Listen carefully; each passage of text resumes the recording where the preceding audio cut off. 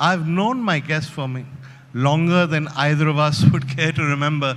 But what has always struck me about him is that, yes, he's in the business of dreams. He's made blockbusters. He's made films like Mr. India, which have got everyone dreaming. But he is also himself essentially a dreamer. I don't know how many of you know this, but he had a really successful and prosperous career in London. His uncle, Dev Anand, sold him the dream of becoming a movie star. He gave it all up, came to India, became a star, acted in films, decided that what he really wanted to do was directing, followed that dream, made big hits, then decided perhaps he would do it abroad. He went abroad, made even bigger hits. He now works at his own pace. He does what he wants, but he never ever forgets that he's a dreamer. Is that fair? I'm not a filmmaker. You're not a filmmaker? I'm not when I was 24 as a chartered accountant, yeah, I realized that there was one word that I was going to drop for my life. And that was? Delhi mein all the middle class people, he's doing very well for himself. So when they said he's doing very well for myself as a chartered accountant, I said, that's not what I want. So I dropped the word career. I've never ever followed a career, ever. I've said that's one word. I'm just going to go on an adventure of self-discovery. So how many people in this room have been on an adventure of self-discovery and give up everything else? Anybody? Oh, there's one hand. Come on, guys. One brave person. You see? So go on an adventure of self-discovery and, no, that word I can't use, everything else. Use it. Right? Okay. So, particularly that's what people say, but you haven't made a film for some time. What have you been doing? I said, I've been discovering myself. Yeah. True. But that's your career, no? You walked away from money, you walked away from security. It's been just an adventure, and you do what you want to when you want to. That's fair. Meera, you won't remember, once we were sitting in London, I was going to buy this very expensive house and I was going to borrow a lot of money. Yeah. So she looked at me carefully, because Meera has known me for years. And she said, if you borrow that kind of money, you take that kind of debt, you won't be a free man. Do you remember? He said, don't do it. And so I didn't do it. Right. I would have been a very rich man. That house is worth about 200 times what it was, Meera. You made me poor. Right? Okay. Yeah. You followed your own heart and your own dream, but you've always, because I think you have an international perspective and an Indian perspective, a filmmaker's perspective, and yet an outsider's perspective, you've always been, it seems to me, one of the few people who's been right about the direction in which the entertainment industry is going globally. I'm trying to remember which city it was. We were at an IFA Awards symposium, and I was moderating. And I said to you, what's going to happen?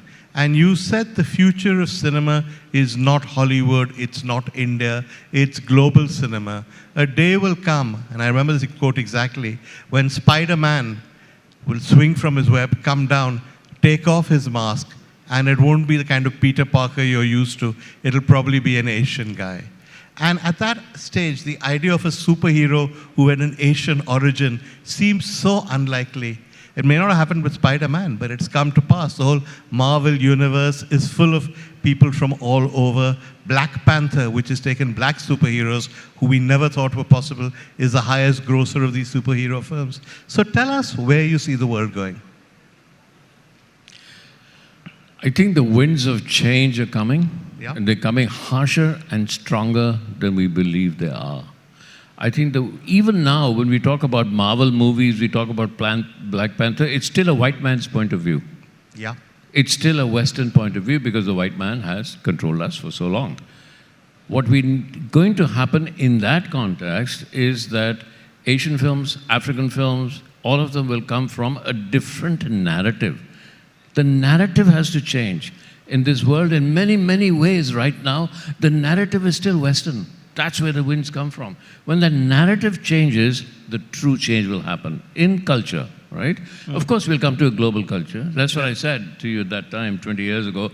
They will still be making Spider-Man, but Spider-Man, when he takes his mask off, will be Chinese. He won't be white. Yeah. Right? And that's happening now. But where are we going now? I think we'll talk about that. I want somebody to challenge me. Technology, you see, storytelling is the same thing. right? You tell a story, it'll never change. We're always telling stories. Somewhere the moralities of story change. Yeah. Meena Kumari showed her ankle and everybody said, hi, kya kar rahe ho? Everything, that changes. The sense of morality of what it is, that changes. But what changes constantly is technology. And technology is the way that we disseminate stories to the rest of the world. And that's becoming huge. But see, when you talk about technology, there are two senses in which you can use that word. You can use it in terms of the way in which you shoot, and you can use it in the way in which that content is distributing it. Yeah. Are you using it in both senses? Both sense. So just elaborate on that. Yeah, well, if you say the way we shoot, the digital has made films much cheaper. I can do my visual effects in camera. You know, when I was making Mr. India, we used to run the negative with little... we used to call the old Mitchell cameras, जो कभी use ही नहीं होते. Yeah. So we used to get them. Then my DOP would go back and then mask a bit of the frame. We used to mask the same piece of film 4 times. Really? And I used to have puppeteers coming with the whip that used to beat up Sri Devi. That was actually a puppeteer with a whip that went around like that.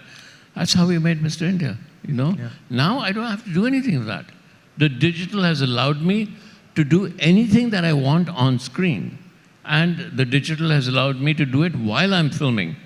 Yeah. So my latest film that I did, I actually had people, I could see what was going on constantly without having a green, I never had a green screen. Those of us that actually understand technology of filmmaking know what a green screen is. Yeah. So we don't, it's so much cheaper, but it's in the way that we're going. The metaverse is the way we're going. The metaverse for our business in India can be $1 trillion business if we get it right. How much? $1 trillion. $1 trillion? $1 trillion. You watch. How much is that in crores? I can't even think about it's that. about so much in crores that we can buy the GDP of India, right? But it's something I said on the first time that I got on to FICCI, I said, Indian film business is worth 10 billion. सबने कहा पागल हो गया यार ये ठीक है, you're a filmmaker and people will really, ठीक है. Then I remember Mukesh Ambani calling me, how did you work that out? Yeah. And I said, how it worked out. So the very next year, he was a keynote speaker. He said, it's 100 billion. I'm saying it's $1 trillion. It's $1 trillion because of the way we can disseminate and analyze. Analyze and break up our content. So it's not just film. Film is going to be a small part of it. It's the creation of content. You know, there is this K-pop group. The biggest pop group in the world is Blackpink, this Korean pop group. And BTS. they created avatars for the metaverse. Yeah. So I was watching an interview with them. They said, look, I have to sleep, I have to eat, I have a private life. My avatar doesn't have a private life. They're there 24 hours, they can be performing, they can be answering questions. So there's a different world coming in which we have to catch the tsunami of.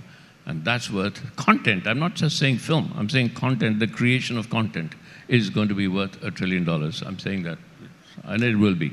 Okay, so let's take the general way in which we understand cinema or entertainment. A director hires a crew or a producer does it. He shoots a film. That film is then edited. And then it's disseminated either in cinemas or on streaming or on television or in the old days on DVDs.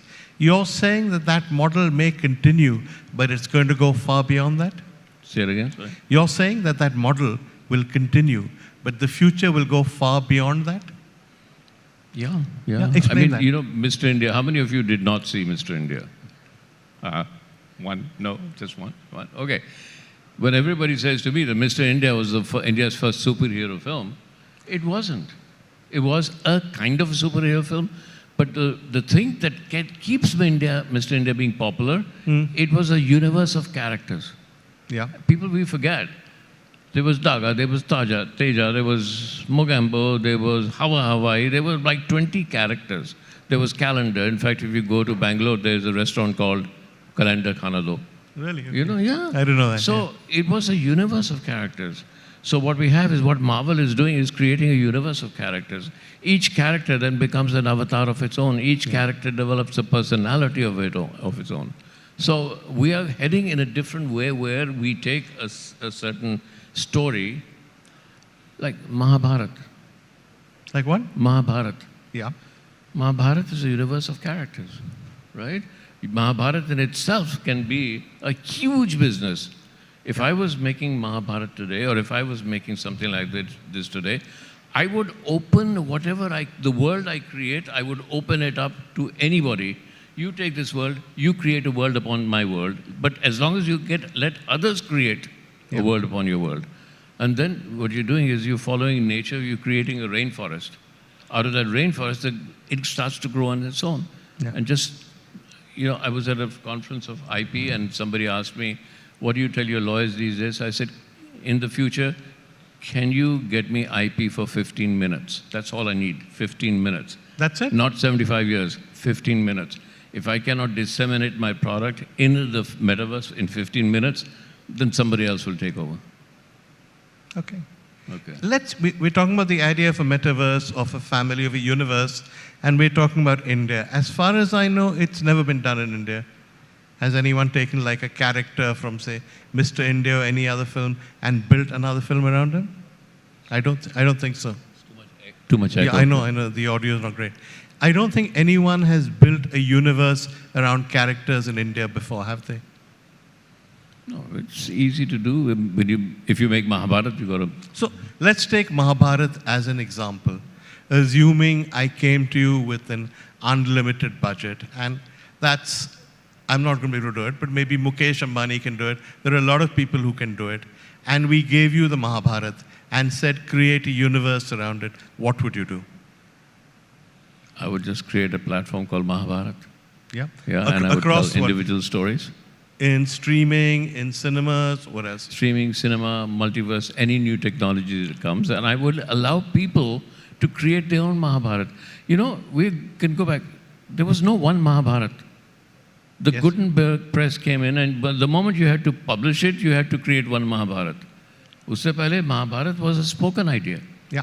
There was a million Mahabharats. Everybody would have their own interpretation of Mahabharata.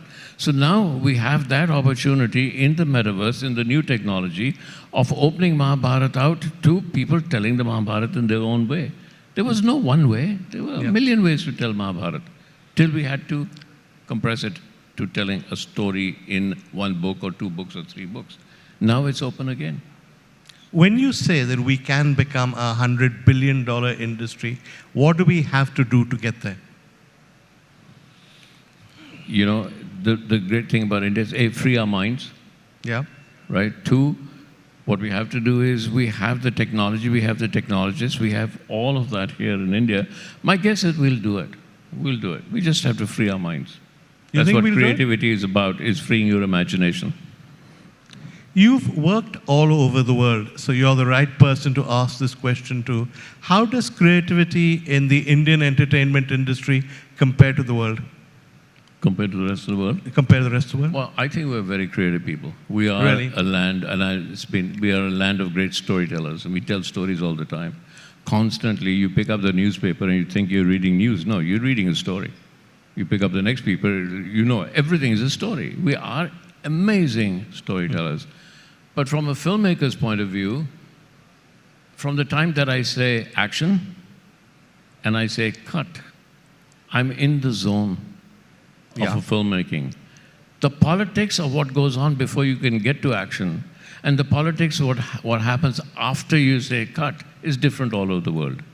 So it's politics and organization that's different. If you talk, look, we are all becoming very similar to each other. Yeah. But I used to say this, that making a film in the West is like going to the supermarket. It's all organized. You pick up thing here, and you pick up this here, pick up this here. This is my film. Making a film in India was like going to the Chor Bazaar. You never quite knew what you were getting, but there's an adventure in the chaos of Chor Bazaar. So when I went to the West, I missed that adventure. I missed the chaos of creativity, because ultimately it's out of chaos that creativity arises, not out of structure. So sometimes I find the structure of working in the West too constricting, boring. Right? There's a story, you can tell me if it's true or not. You did the 4 Feathers, which I don't think anybody thought of as a commercial subject, though you had Heath Ledger. But from what I understand, you did it because you'd never shot a cavalry charge before. You thought it was an adventure. It was going to be a lot of fun. That's fair. That's true, right? There was another reason for me doing Four Feathers, because Four Feathers was one of the most colonial stories ever told. It was, yes. Four Feathers, the two versions of films that I saw, were the most colonial films. They was irritated. They used to call the Arabs fuzzy wuzzies. Really? Yeah. Actually call them that, yeah? Yeah. So I thought, could I take their most colonial story and make it anti-colonial? Ah, okay. So that was it. Because it was based in history when the British troops went to save Gordon. Gordon was in Sudan. This is Gordon of Khartoum, who later became famous, yeah? And I thought, well, he wasn't supposed to be in Sudan. What was he doing? Yeah. What were British troops doing in there? What were they doing? They were a colonial troops. So I just wanted to turn a very colonial film into an anti-colonial film. Which you did. But also, people, again, you can tell me if this is wrong, say that unlike most Miramax movies, you went in and started shooting even before the script was ready, but you were able to do it because you knew how to improvise, having worked in India. Is that true? Yeah. It is true. Yeah. But I can tell you something about Four Feathers. It was about a big battle, but it was a battle between me and the studio heads also. Yeah, I was going to say that. Yeah, and one of the studio heads is now a person of disrepute, so we won't go. I remember sitting with the studio heads and disagreeing with them. Yeah. And they said, Mr. Kapoor, if you go on like this, you'll never work in this town again. I just started to laugh. And they couldn't understand why I'm laughing. And I said, you know, guys, take care of your own destiny. Yeah. My destiny will take care of myself. So don't ever make those statements. And that was to Harvey Weinstein. Yeah, I was going to say that. So where is he you were dealing with the biggest bully in Hollywood. Yeah, who bullied bigger actors, bigger directors, and you apparently stood up to him and told him to coin a phrase, to FO. Is that accurate? Yeah, that's true. I love my actors though. But so when I went from here to do Elizabeth, and we didn't know who to cast Elizabeth. So on one little thing I saw Kate Blanchett. And I said, yeah, she should be Elizabeth. So I went to my producers and said, she should be Elizabeth. And my agent called me and said, Shekhar, every big actress in Hollywood wants to play Elizabeth. Yeah. And there's this girl called Kate Blanchett that nobody knows. And you know what? If you keep insisting on it, they'll fire you. I got a little scared. Yeah, pehli film hai, kabhi film ki nahi. Yeah. Maine kaha, I'll call you tomorrow. In the morning, you become who you are, Punjabi sher. Got up in the morning, picked up the phone and said, let them fire me. Really? Yeah. And this was like, and film ultimately became your big break, and you were ready to walk out. Yeah, and I refused to take any other actress. I said, I won't do the film, you have to take this girl. And they just bought my confidence. And I used to wonder how she got cast, because generally when you cast someone as Elizabeth, you go with a Shakespearean actress, somebody very English looking, somebody very British looking. And here you are finding an Australian who nobody's heard of. No, that's not true. Nobody heard of in the film business. She was a big theatre actor in Australia. In Australia, yeah. But you were casting the film not in Australia. Yeah. And her face is not like a classical Elizabeth face. It's frankly slightly pixie-like. So it was an odd decision. And yet, such is the power of your film that now when we think of Elizabeth, we think of Kate Blanchett. I've always been good at casting actors. I've actually given a lot. I can think of six or seven major actors today who got their first break with me. Tell me. Eddie Redmayne. I didn't know that. What was he in? Oh, all these fantastic beasts. He won 3 Oscars. Yeah, I know who he is. I mean, which of your movies was he with? He was a small bit role of an assassin in Golden Age. And I still remember talking to Eddie Redmayne. He said, Shekhar, I'm not a good enough actor. The producer's telling me, isko nikal do, ye acha actor hai. Maine kaha, bhaiya, bahut acha actor hai. I had a big fight casting Heath Ledger in Four Feathers, because he wasn't that well known at that time. And he became, A Knight's Tale, I think, was released when you were still filming, and he became a big star while you were filming. Yeah, but I filmed before that. our Bond, Daniel Craig. Daniel Craig was in Elizabeth.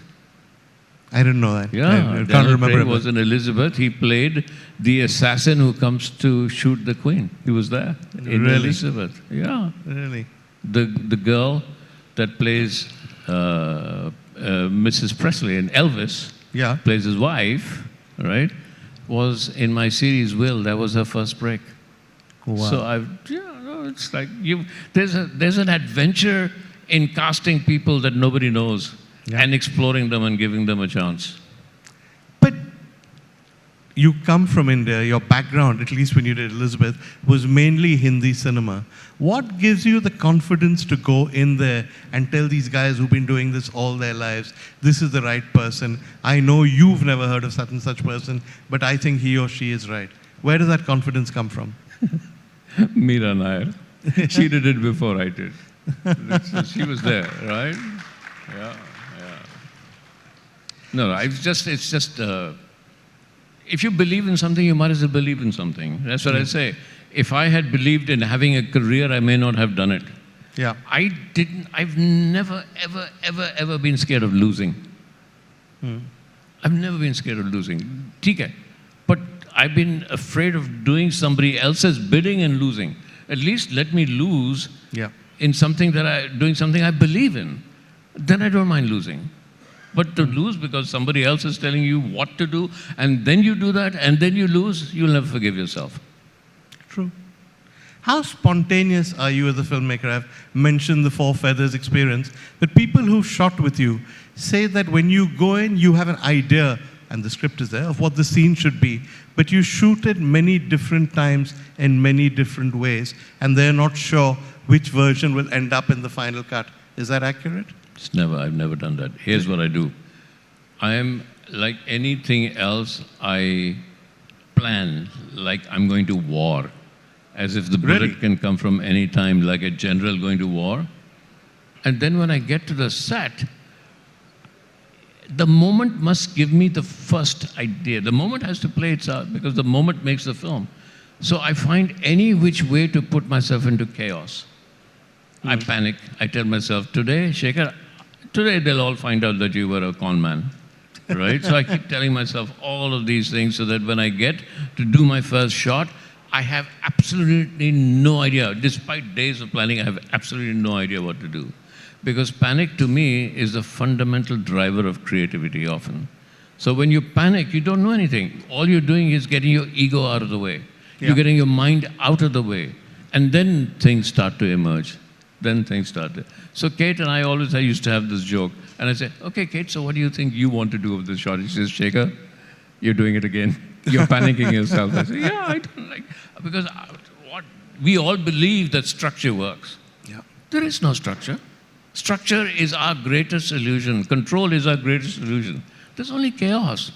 Everything that arises that actually makes sense and becomes huge is chaos. Creativity arises out of chaos. So for all the planning, I have to throw myself constantly into this. What you and I are doing right now. Yeah. You ask me what are we going to talk about? Let's throw it into chaos. Yeah. Something will come out of that. Creativity, life comes out of chaos and ends in chaos, right? How much of the chaos is really chaos? You said that you plan them in some ways before you go on. It's other people to whom you say there is nothing ready. So is there a calculated element to the chaos?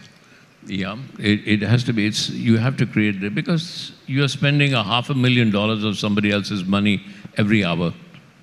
In a big film, that's what you're doing. True. So you have to create the illusion of control. Yeah. So when people say, what are you doing? You have to make sure that people think you know what you're doing. And you have to make sure that you don't know what you're doing. Right? So no wonder all of us die so it's a sort of double bluff. Yeah.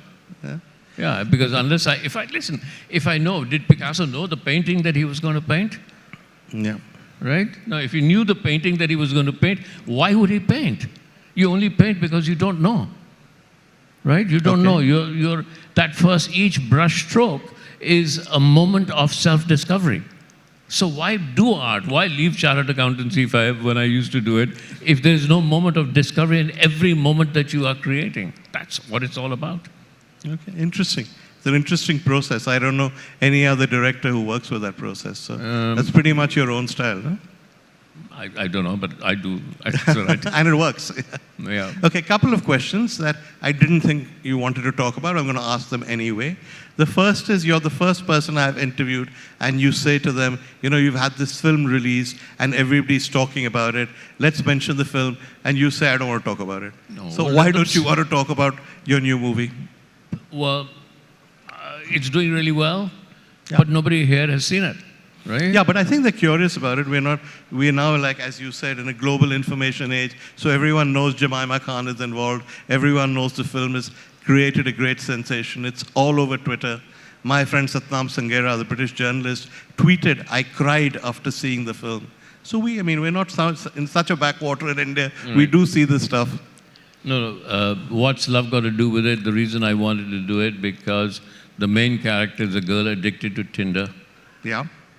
And I was always wondering, because all of us, all our lives, we are looking to find love. It's this great mystery that we think exists. It may not, but I think, but intimacy, the need for intimacy exists. From the time that we were born and we put on a mother's chest, that's an intimate moment. And till the way we die, we want to hold somebody's hand. That's an intimate moment.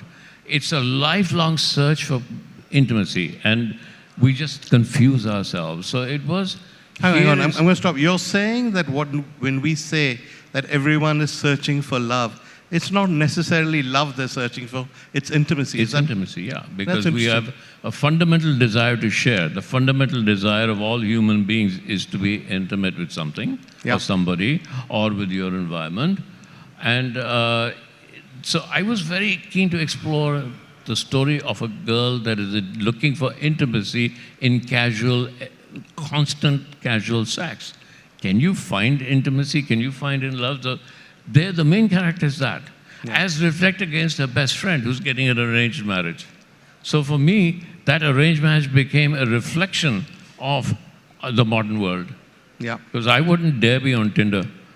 सब पूछेंगे मुझसे Shekhar Kapoor Tinder पर क्या कर रहा है? You know, so I wouldn't dare be on Tinder. But that's why I got attracted to that script. And that's become What's Love Got to Do with it. And presumably you're as happy with the film as it's turned out the way everyone else is? Are you as happy with the way the film has turned out as everybody else seems to be? I'm never happy with any film that I've ever done. I thought you would say that. Turned out. Ever. You can't be.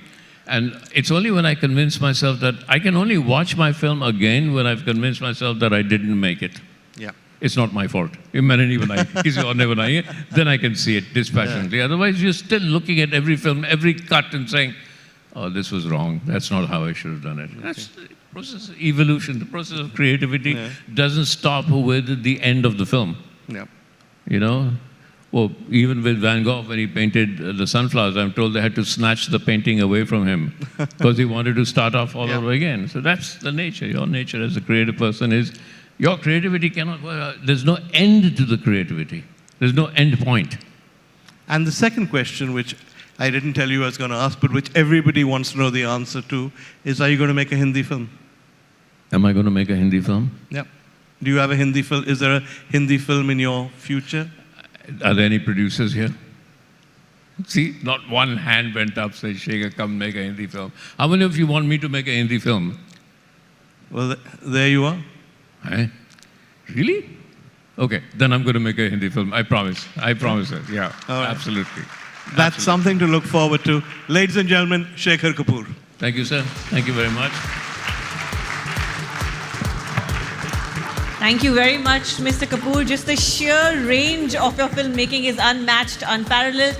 And I think if anybody can pull off Mr. India in the metaverse, it's going to be Shekhar Kapoor. I'd like to invite on stage Rajesh Agrahari, founder of Rajesh Masale, to kindly hand over a memento to our honorable guest. We'll have help to carry it for you.